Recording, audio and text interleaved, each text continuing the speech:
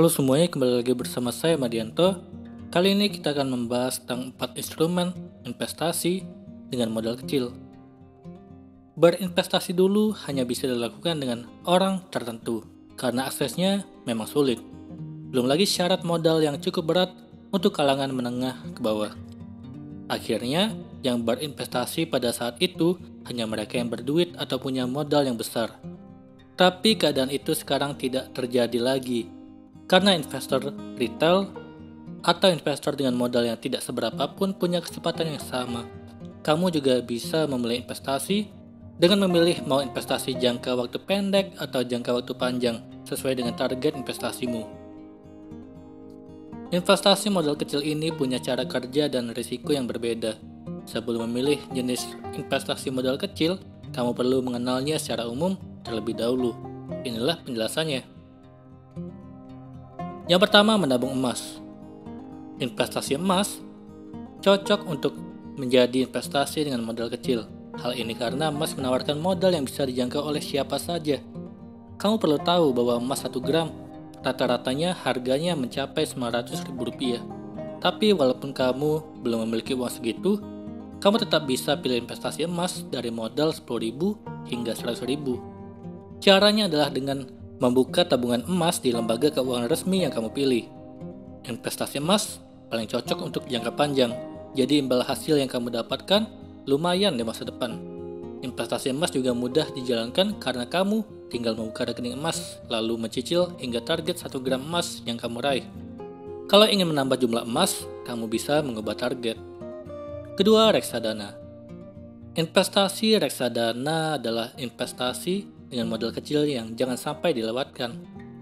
Kamu yang ingin mendapatkan keuntungan menjanjikan untuk setiap tahunnya bisa mengandalkan investasi ini.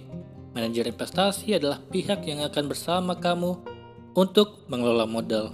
Modal dari investor mereka kumpulkan dan disebarkan ke berbagai produk reksadana yang bekerja sama dengan mereka. Memilih investasi reksadana adalah pilihan tepat bagi kamu yang tidak memiliki waktu banyak untuk analisis ini dan itu. Namun bukan berarti kamu tidak mempelajarinya terlebih dahulu. Apalagi produk reksadana juga mulai beragam, mulai dari risiko rendah, yaitu pasar uang, sampai ke investasi yang risiko tinggi, yaitu reksadana saham. Biasanya reksadana bisa dilakukan dengan modal mulai dari Rp100.000 saja. Ketiga, peer-to-peer lending.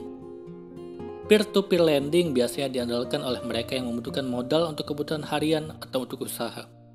Tapi tidak hanya sebagai peminjam, kamu juga bisa menjadi pendana yang menyediakan modal untuk para pelaku UMKM yang mengajukan dana. Investasi peer-to-peer lending saat ini menjadi instrumen yang dipilih oleh masyarakat karena bermacam kemudahan yang menjadi ciri khasnya.